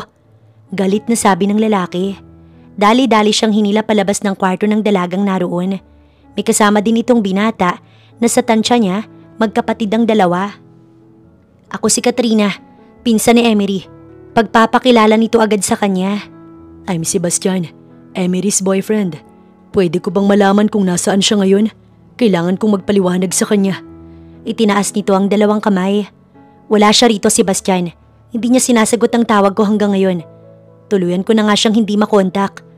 Alam niya na ang lahat. Wika nitong puno ng pag-aalala. What do you mean? Naniloko siya ni na tito na may sakit para pumayag siyang magpakasal kay Aidan. What? Hindi totoong may sakit si Tito? Gulat si Sebastian. Oo, tulungan mo kami, Sebastian. Nawawala si Emery. Pinuntahan ko siya kagabi sa apartment niya pero wala siya. Sarado ang buong bahay. Kahit maid wala. Maging yung kotse niya. Masama ang loob niya na umalis. Baka may masamang mangyari sa kanya. Exaggerated nitong Saad. Calm down. Tutulong akong hanapin siya, okay? Pagkasabi nito, tumalikod kaagad si Sebastian. Oras na may masamang mangyari kay Emery. Hindi niya mapapatawad si Aidan dahil natitiyak niyang masama din ang loob nito sa kanya dahil sa nakita nitong may kasama siyang babae. Hindi man alam kung saan hahanapin ng babae pero hahalughugin niya ang buong kamay nilaan para lang makita si Emery. Samantala si Emery sa mga sandaling yun, kasalukuyang naglilinis ng kanyang magiging silid. Umupa siya sa kalapit na apartment kung saan siya mag-isang manunuluyan. Buti nga taga rito lang si Arnani at itong nagturo sa kanya ng lugar na pwede niyang pansamantalang tuluyan. Dito niya nais kalimutan ang kanyang masalimuot na nakaraan. Dito sa lugar na hindi siya lolokohin ng kahit sino. Ano sa tingin mo, okay na ba sa'yo dito? Tanong ni Arnani sa kanyang likuran. Nasa tapat lang kasi ang inuupahan nito at katulad niya, panggabi ang kanyang duty. Mabilis naman siyang natanggap at hindi na kailangan ng maraming requirements dahil tagalinis lang naman siya. Mabait din naman ang may-ari ng resort. Okay na, salamat Arnani. Nakangiti niyang wika. Nagdala na ako ng pagkain. Halika pagsaluhan natin. Alam mo, sawa na rin kasi ako sa pagkaing restaurant. Kaya sa araw, nagluluto talaga ako ng gulay, yung walang halong karne. Nakangiting wika nito habang inilalagay sa pinggan ng dalang pagkain. Nakabili na rin siya kanina ng mga gamit na kakailanganin niya. Salamat. Nag-iisa ka lang ba sa buhay? Wala ka pa bang asawa? Mag-aasawa pa ba ako sa hirap ng buhay ngayon? Parang ayoko na lang. Kumuha din ito ng 2 kutsara. May kanin naman na siya sa rice cooker, kaya nagsandok na siya para sa kanila ni Arnani at nagsimula ng kumain. Tama ka. Isa pa wala ka na makukuhang matinong lalaki na hindi ka sasaktan. Makahulugan niyang sabi, kaya napatitig sa kanya si Arnani. Gusto nitong mag-usisa tungkol sa kanya, pero halatang nag-aalangan ito. Mukhang hindi ka sanay sa mahirap na trabaho, Emery. Kaya mo ba talagang maging utility girl? Nag-aalala pa nga ang boses nito na nakatingin sa makinis niyang palad. Opisina nga naman kasi ang trabaho niya. Pwede naman siyang mag-apply sa ibang trabaho, pero nagtatago siya at ito lamang ang klase ng trabaho na walang mag-iisip na papasukin niya para makapagtago sa mga taong gusto niyang iwasan. Madali lang naman ang trabaho sa hotel. Huwag kang mag-alala sa akin. Tugon niya. Nagkibit balikat ito, tsaka siya tinanguan. Matapos nilang kumain, nagpatuloy sa pag-ayos sa tinulungan na siya ng babae upang makapagpahinga pa daw siya bago pumasok mamayang gabi. Kailangan niyang matulog, lalo at wala siyang maayos na tulog kagabi dahil sa dami ng kanyang iniisip. Sa totoo lang, itinatanong niya rin sa kanyang sarili kung ano nga bang nag-iintay sa kanyang kapalaran ngayong malayo na siya sa kanyang mga magulang. Habang pinipilit na kinakalimutan si Sebastian, 1 buwan lang ang lumipas, naglilihi na si Emery. Ano ba talagang nangyayari ha, Aidan? Bakit hanggang ngayon hindi pa nagpapakita si Emery? Galit na tanong ng dad ni Aidan sa anak ng gabing yun. Halos 1 buwan na noon na hindi umuwi si Emery at pati ang mga magulang ng dalaga, walang balita kung nasaan ito't hindi matawagan. Wala namang imik si Aidan, hindi masabi ang kasalanang nagawa niya kay Emery at Sebastian. Iho, hindi ka man lang ba nagabalang hanapin si Emery? Sumingit naman ang ina ni Aidan. Naiinis na siya sa araw-araw na tanong ng mga ito sa kanya tungkol sa babae. Papaano niya hahanapin ang taong pinagtataguan siya? Daig pa niyang naghahagilap ng karayom sa buong Pacific Ocean. Ma'am, simula nang mawala sa akin si Emery, tinanggap ko na lang na wala na kaming pag-asang maikasal. Pagod na ako. Si Sebastian ang mahal niya. Tanggapin na lang natin. Hindi na ako makapag-enjoy sa buhay ko nang dahil sa buwisit na babaeng yun. Galit na wika ni Aidan na naubos ang kanyang pasensya. Mabilis itong sinuntok ng ama na ikinagulat ni Aidan maging ng ginang. Subsob ito sa semento at putok ang labi. Paano mo nasasabi yan, Aidan? Akala ko ba mahal mo si Emery? Umamin ka nga sa akin. Ikaw ba ang dahilan kung bakit siya umalis? Ikaw ba? Galit at humihinga lang ama nito. Panay naman ang awat ni Fiona sa asawa. Albert, tama na. Walang kasalanan ng anak mo. Huwag na nating ituloy ang kasal ng dalawa at baka nga hindi na nila mahal ang isa't isa. Huwag na nating ipilit kung ayaw ni Emery sa anak natin. Huwag mo lang sasaktan si Aidan. Umiiyak ang ginang. Hinaltak na nito ang asawa, palayo kay Aidan. Si Aidan naman, tinungo ang kotseng nakagarahe at nagtungo ng bar. Nilunod ang sarili sa alak. Buong akala niya, magtatagumpay siya sa ginawa niya. Akala niya, babalik sa kanya si Emery. Pero talagang kinasusuklaman siya nito. Ano pa bang magagawa niya, kundi palitan ng ibang babae si Emery? Nakakapagod na ito. Ubos na ang kanyang pasensya. Maya-maya, may babaeng lumapit kay Aidan. Umabrisyete ka agad. Tila hayok naman itong sinunggaban ni Aidan ng halik at humantong sila sa silid na dalawa. Habang si Sebastian naman, pagod na umupo sa sofa. Kararating niya lang sa paghahanap kay Emery. Pero sa loob ng isang buwan, halos nalibot niya na ang buong kamay nilaan. Siguro kailangan niya nang lumabas ng syudad at baka nasa probinsya ito. Matapos mabigo sa unang pag-ibig, hindi niya kakayanin pang mabigong muli kay Emery. Kahit buong buhay ang igugol niya sa paghahanap sa babae, lahat ay gagawin niya. Mahal na mahal niya ito higit pa sa kanyang buhay. Hindi kumpleto kung wala ito. Sa pagod, hindi na namalaya ni Sebastian na nakatulog ito sa sofa. Naawa naman si Tisay nang makita ang among nakatulog na lang sa sofa. Alam kasi nitong abala sa maghapong paghahanap ang lalaki. Ayaw namang makipag-ugnayan sa mga magulang ni Emery dahil tutol lang mga iyon kay Sebastian. Nasaan na nga ba si Emery?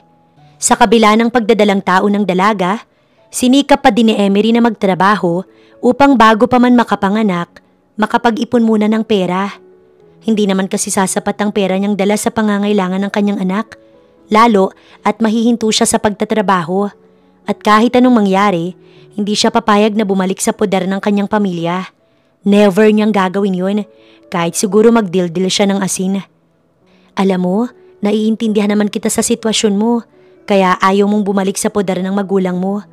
Kaya nga takot ako magmahal, yung katulad mong 2 beses niloko at sinaktan. Masasabi ko na lang talaga na salamat at naging matatag ka, Emery, lalo't hindi mo karami ang mga magulang mo ngayong nagdadalang tao ka. Pahayag ni Arnani sa kanya habang abala sila sa paglilinis. At dahil madalas silang magkasama, kaya naikwento niya na ang lahat sa babae.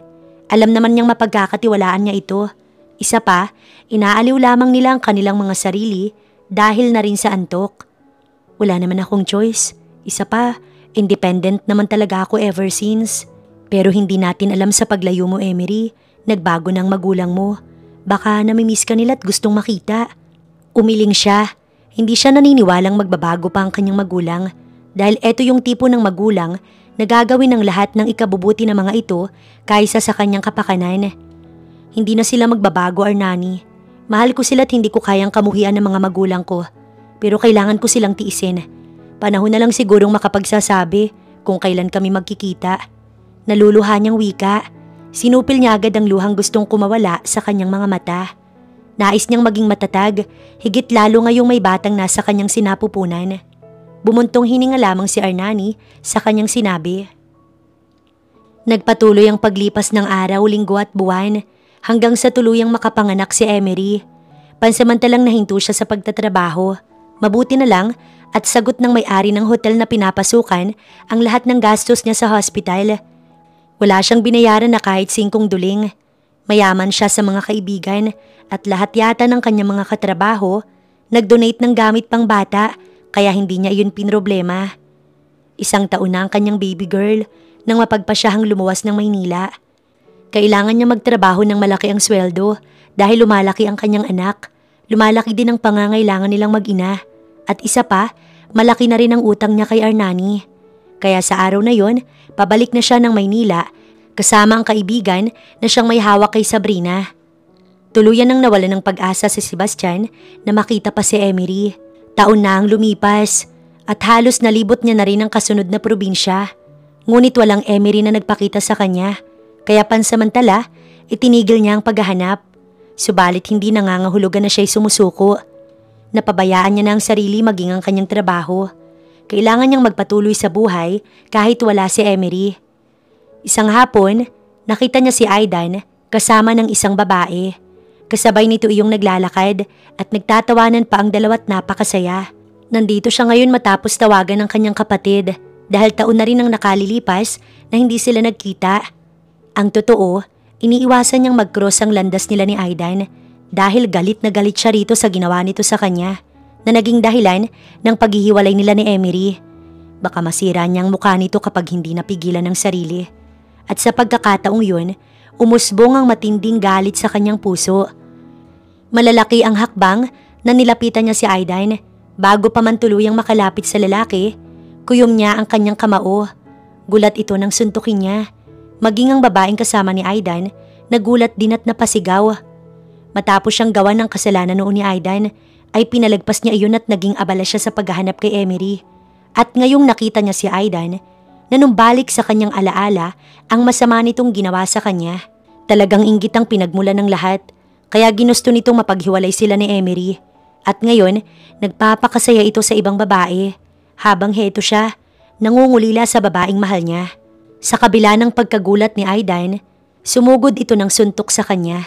Nagpambuno silang dalawa habang ang babaeng kasama nito nagsisisigaw at tumawag ng tulong sa security na dali-dali naman silang inawat. Sakto ding dumating ang kuya niyang gulat sa kanila ni Aidan. Dito niya sinabi sa kapatid ang ginawa ng anak nito sa kanila ni Emery na naging rason kung bakit nagpakalayo ang babae at hindi na nagpakita pa sa kanila. Totoo ba ang sinasabi ni Sebastian ha, Aidan? Nagawa mo yun sa tito mo? Galit ang ama ni Aidan. Dad, ginawa ko yun dahil gusto kong makabalik si Emery sa akin. Pero hindi na ako umaasa pa sa ngayon. Kaya sige, sa kanya na ang babaeng yun. Total mahal na mahal niya. Inis namang saad ni Aidan. Nagalit ang anyo ng ama nito at bigla na lang hinaltak si Aidan palayo habang pinagagalitan. Tumalikod na lamang ang mga security guard na umawat sa kanila kanina, maging ang babae nitong kasama. Siya naman, umalis na lang upang umuwi. Sa ngayon ay alam niyang hindi niya makakausap ang kapatid dahil galit ito sa anak. Itinakwil naman ni Albert ang anak nito upang pagsisihan ng mga nagawang kasalanan at sinabing hindi patatawarin hanggat hindi nagbabago. Kailangan itong humingi ng tawad sa tiyuhin at makakabalik lang din ito sa bahay kapag nahanap na nito si Emery. Kahit anak pa niya si Aidan, hindi niya kukonsintihin ang mga nagawa nitong kasalanan sa kanila. Wala namang nagawa si Aidan kundi sundin ang utos ng ama. Hahanapin niya si Emery at ibabalik ang tiwala nito kay Sebastian. Ayaw mang gawin ay kailangan. Hindi siya papayag na tumira sa lansangan. Buwisit na buhay to. Hinampas niya ang manibela ng kanyang sasakyan bago na isipang tawagan ng bagong nobya. Pansamantala, sa apartment siya ng babae makikitulog. Hindi siya pwedeng umuwi hanggat hindi nakikita si Emery. Mabuti naman at pumayag ang kasintahan. Siguro sa pagkakataong to, hindi na siya magluloko. Samantala si Emery naman, kasalukuyang nakatira sa isang apartment kasama ang anak niya. Isang linggo na ang lumipas, simula nang lumuwas sila rito kasama ang kaibigan. Umuwi lang siya minsan sa bahay niya upang kunin ang kanyang mga gamit, pero wala siyang balak tumira doon. Tsak matutuntun siya ng kanyang magulang. Okay na ba sa inyo ni Sabrina ang lugar na ito, Beshi? Habang inililibot ang paningin sa kabuuan, tanong ni Arnani sa kanya. Dinalaw sila nito sa araw na iyon ng inaanak nito. Maituturing na kaibigan niya na nga ito dahil sa tagal nilang magkakilala at ninang pa ni Sabrina. Yes, Bes, okay na. Hindi kalakihan pero okay naman, nakangiti niyang wika. Tinawagan niya na rin ang dating maid na kukunin niyang yaya ni Sab at parating na ito bukas. Plano niya kasing magtrabaho next week kapag nasani na ang anak sa yaya. You're welcome. May mga dala nga pala akong diapers at gatas ni baby. Nilapag nito ang dalawang malaking grocery bag at nilapitan ng batang tahimik sa crib na naglalaro. Tuwang-tuwa namang umupo si Sabrina at nagpabuhat sa ninang. Pati paa nais nitong iangat. Salamat, Bes, ha? Wika niya na dinala sa lagayan ng grocery ang gatas na pinamili nito. Kasunod niya si Arnani na karga-karga ang kanyang anak na tumitili pa dahil pinupugpug ito ng halik sa leeg. Tili na sinusundan ng hagikgik. Tuwang-tuwa naman si Arnani. Halatang miss na miss si Sabrina. Ganito sila kaingay dalawa ng kanyang anak. Hindi siya naiinip kahit na sila lamang sa bahay. At aminado siyang dahil kay Sabrina, tuluyan siyang nakapag-move on sa kanyang masakit na nakaraan. Kalaunan ay may nag-doorbell sa labas. Expected niya na darating si Katrina dahil tinawagan niya ito kanina upang kamustahin ang mga magulang. Miss niya na ang mga ito kahit na hindi siya namimiss. Umiiyak ang pinsan sa galak na siya'y makita't agad niyakap. Nagtatampo talaga ako sa iyo, Cass. Alam mo bang taon ka na ring hinahanap ni Sebastian? Wala siyang kasalanan sa nangyari.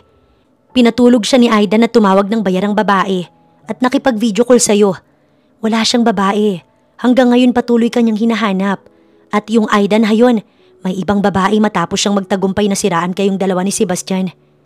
Mahabang kuda nito sa kanya na hindi halos napansin sina Arnani na kasama niya ng mga sandaling yun. Sapo niya ang kanyang bibig sa walang masabi at nanlaki ang mga mata. Dahil dito, napaiyak siya. Akala niya manluloko si Sebastian katulad ni Aidan. Nagkamali siya. Matapos ibalita ni Katrina kay Emery ang ginawang kasamaan ni Aidan sa kanila ni Sebastian, noon ay tinungo niya kaagad ang bahay ng nobyo, saktong nasa office naman ng lalaki. Tuwang-tuwa naman si Tisay pagkakita sa kanya, lalo na sa anak nila ni Sebastian. Maging ito'y ibinalita ang nangyari sa amo, kaya naman labis siyang nakonsensya sa ginawa kay Sebastian. Hindi man lang niya ito tinanong sa nangyari, bagkus hinusgahan kaagad ang lalaki. Kinahapunan, natapos ang isang araw na tila walang kabuhay-buhay si Sebastian.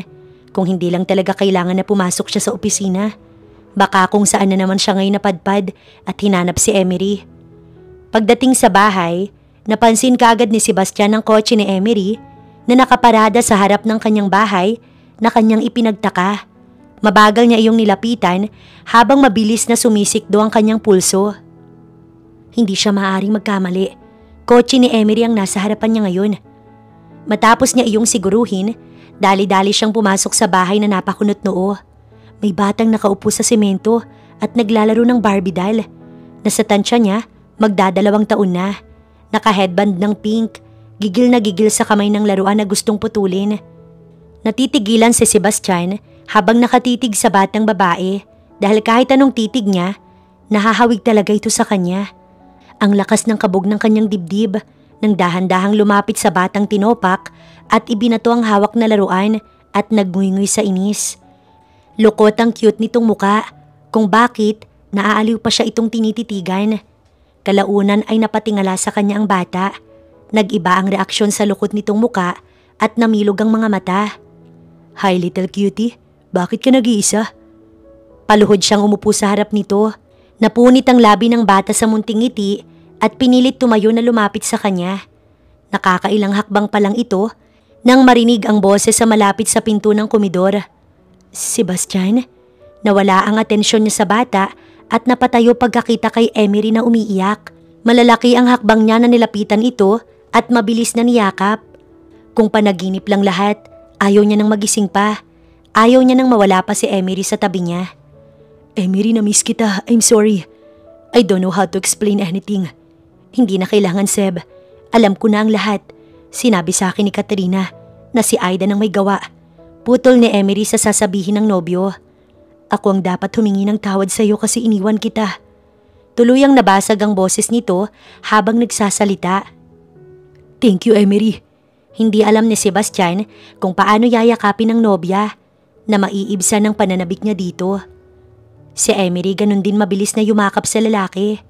Pero natigilan sila nang marinig ang bata na umiiyak din. Nalingon na nila itong nakatingala sa kanilang dalawa ni Emery.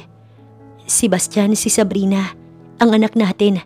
Pagpapakilala nito sa kanya. Hindi nga nagkamali ang kanyang hinuha.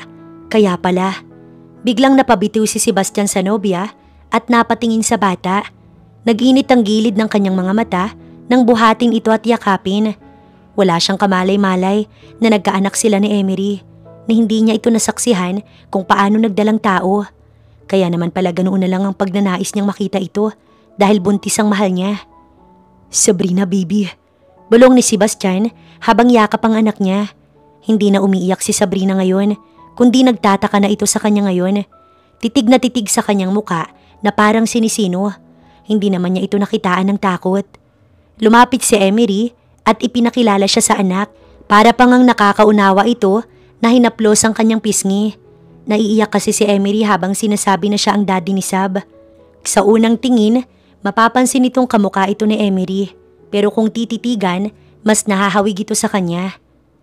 Sa loob ng mahigit 2 taon na wala ito sa buhay niya, ngayon lang siya ulit naging masaya. Kaligayahang hindi niya kayang ipaliwanag. Niyakap niya ang dalawa ng matagal at ayaw niya nang matapos pa ang sandaling yun. I love you, Emery. Paulit-ulit na wika ni Sebastian kay Emery bago ito hinagkan sa labi. Mahal din kita, Sebastian. Ganti ni Emery, maging sa mainit na halik ni Sebastian. Sakto namang lumabas mula sa komedor si Tisay at natigilan pagkakita sa sweet na tagpo. Ay sir, pasensya na, nandyan ka na pala. Babalik na lang pala uli ako sa kusina. Ituloy niyo na po yung kissing scene niyo ni Ma'am Emery. Nanunod yung sabi ni Tisay na agad tumalikod. Nagpalitan sila ng ngiti bago niya dinala sa kanyang silid ang kanyang mag-ina. Simula sa mga oras na yon, hindi niya nahahayaan pang mawala sa kanyang paningin ng dalawa. Pinakuha na lamang niya ang mga gamit nito sa inuupahang apartment at sa gabing yon, nagpropose siyang muli sa nobya na agad ding pumayag na maikasal kaagad sila. Do you know what happened to me on the day we were supposed to get married? Malungkot na tanong ni Sebastian kay Emery habang katabi ang anak at nilalaro. Naalala ni Emery ang araw na iyon. Sobrang nasasaktan din siya at umiiyak. Nasaktan din ako, Seb, pero mas nanaigang galit ko at sama ng loob. Hindi ko akalaing magagawa sa'yo ni Aidan yun. Ani Emery, naabala naman sa pag-aayos ng mga damit nila ng anak. Binitiwan ni Sebastian ng bata at nilapitan ng babae bago hinila palapit sa kama at niyakap. Walang nangyari sa amin ng babaeng yun, Emery. Cross my heart. Ikaw lang talaga ang gusto kong halikan. Wala nang iba. At masuyo itong pinatakan ng halik sa labi ng nobyo. Alam ko yun, Sebastian, at hindi na kita paghihinalaan kahit kailan. At hindi na rin kita iiwan hanggat hindi nakakausap ng maayos. Sorry na. Namalayan na lang ng dalawa na nagsasalo na sila sa mainit na halik habang ang bata sa kanilang tabi unti-unting nakakatulog. 2 taon nang matuli na lumipas matapos silang may kasal ni Seb nang muling mag-cross ang landas nila ni Aidan. Galing siya sa loob ng mall kasama ang kanyang driver at si Aidan naman saktong nagpark. Emery? Bulalas nito na agad sana siyang lalapitan nang harangin ito ng kanyang driver. Sir, bawal kayong lumapit kay Ma'am Emery. Bili ni Sir Sebastian. Pigil nito kay Aidan. Kuya, kakausapin ko lang si Emery. Wala akong ibang gagawin. Nagmamakaawang sabi ni Aidan. Masama lamang niyang tiningnan ng lalaki na sumakay na sa kanyang kotse. Sa malayong lugar sila ikinasal ni Sebastian 2 years ago at wala silang inimbitahan kahit isa sa mga kamag-anak nito. Masama pa rin ang loob ni Sebastian kay Aidan dahil sa nangyari sa kanila noon. Maging ang magulang nga niya, hindi niya inimbitahan bukod sa kanyang mga pinsan at kaibigan. Ngunit nang magmakaawa ang magulang niya, napatawarin niya sa nagawa nitong pagpupumilit noon, nipapakasal siya kay Aidan. Sino ba siya para hindi magpatawad? Miss naman na talaga niya ang kanyang magulang, kaya napatawad niya na ang mga ito paglipas ng 1 taon at ngayon ay okay na sila. Emery, patawarin mo na ako. Buksan mo to. Sigaw nito na kinakalampag ang bintana ng kotse pero hindi siya natinag. Alam kong malaki ang pagkakasala ko sa'yo. Patawarin mo na ako. Maawa ka sa akin, Emery. Pilit itong inilayo ng kanyang driver ngunit nagmamatigas talaga si Aidan kaya napilitan siyang harapin ng lalaki. Bumaba siya ng sasakyan at nagulat na lang siya nang lumuhod ito habang nagmamakaawa na kanyang patawarin. Hindi niya inaasahan ng isang Aidan luluhod sa kanyang harapan at magmamakaawa. Kahit papaano, naantig ang puso niya sa ginawa nito pero naisip din niyang may motibo ang lalaki. Aidan, please, tumayo ka na pwede. Hindi bagay sa iyong nagmamakaawa. Naiinis niyang usal. Itinakwil ako ni Dad dahil sa ginawa ko kay Tito. Hiniwalayan na rin ako ng girlfriend ko dahil wala akong pera. Hindi ko na alam ang gagawin ko, Emery, please. Maawa ka sa akin. Kung saan-saan ako nagtatrabaho para lang mabuhay. Nakatira ako sa isang apartment. Nagtitiis ako sa mainit na lugar. Hindi ko kayang magpatuloy to, Emery. Sanay ako sa yaman, alam mo yan. Pagmamakaawa nito sa kanya. Kaya naman pala, napailing siya sa paghingi nito ng tawad. Humihingi ka ngayon ng tawad dahil itinakwil ka ni Tito. Ano naman ang mangyayari kapag pinatawad kita, Aber? Mataray niyang tanong. Mahirap para sa kanyang magpatawad dahil naranasan rin niyang maghirap noong mga panahong nagpakalayo siya, especially noong siya'y nagdadalang tao na malayo kay Sebastian. Sobrang lungkot niya na madalas siyang umiiyak. Sumama ka sa akin. Sabi pa nito, akma sana siya nitong hahawakan nang lumapit na naman ang kanyang driver. Sa muli, nagmakaawa si Aidan at isinama siya sa harapan mismo ng ama nito. Please, Emery. Babawi ako sa mga kasalanan ko sa'yo. Pero this time pagbigyan mo ko. Sabihin mo kay Daddy na pinatawad mo na ako. Totoong nagbago na ako, Emery. At pinagsisisihan ang ginawa ko sa inyo ni Sebastian. Halos 2 taon na rin ako nagdusa. Please, maawa ka. Bago siya iharap nito sa ama, kung todo pakiusap ito sa kanya. Siya naman ay nagmatigas ng konti, pero sa huli, nagdesisyon na rin siyang patawarin si Aidan para maging maayos na rin ang relasyon ng magtito. Malapit itong kamag-anak ng asawa at gusto niya maayos ang relasyon ng mga ito. Ngayong naayos niya na ang relasyon ng mga magulang, ay panahon na rin siguro para maging maayos ang relasyon ni Sebastian sa kuya nito at sa pamangkin. Sa araw na yun, naging maayos na rin ang mag-ama. Hindi nga makapaniwala ang ama ni Aida na ihaharap siya rito. Maging ito'y humingi ng tawad sa ginawa ng anak niya. Hindi na ito tumutol sa kanila ni Sebastian. Dahil napatunayan talaga nito na hindi talaga siya pinahalagahan ng manloloko nitong anak na ngayon ay mas piniling magbago. Ikinuwento naman niya kay Sebastian ang nangyari kanina pagdating nito sa bahay. Alam ko, ngiti ng napakagwapo niyang asawa. Paano mo naman nalaman? Matapos magbihis, lumapit ito sa kanya bago siya pinuluputan. Dahil tinawagan ako ni Kuya, and aside from that, inibitahan niya tayo bukas for dinner. At pupunta tayo?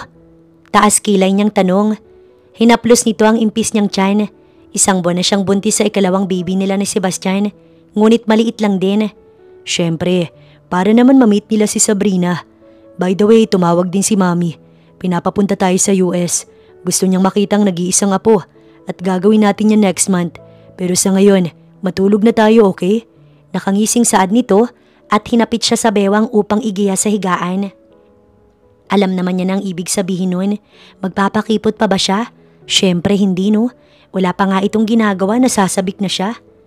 Kinabukasan nga, bago sila sunduin ni Sebastian papunta sa bahay ng kapatid nito, nagready na sila ni Sabrina. Ang cute ng anak nilang mag-asawa na nagbigay ng kulay sa mansyon ng mga Abasquez. Hindi na sila nagulat ni Sebastian pagdating, nadadat na nila ang mga magulang dito. Dahil magpahanggang ngayon, kahit hindi sila ni Aida nang nagkatuluyan, magkaibigan talaga ang 2 pamilya. Tinanggap na nga ng mga ito na kahit anong pilit sa kanilang 2 ni Aidan, ay hindi talaga sila para sa isa't isa. Kaya naman tinanggap na ng mga ito na sila talaga ni Sebastian ang nakatakda. Ang simpleng dinner na yon, napuno ng magagandang usapan at tila balarawan ng isang tunay na magkakapamilya. Lahat sila masaya. Ang pamilyang hinamon ng pagkakataon na magkasira, pero pinagtibay naman ng pagkakataon katulad sa kanilang 2 ni Sebastian. Pinaglayuman ng tadhana, sa muli ay pinagtagpo upang maipagpatuloy ang kanilang naudlot na pagmamahalan. Sa ngayon, kontento na si Emery at masaya siya, lalo't may paparating na naman sila ni Sebastian na pangalawang anak.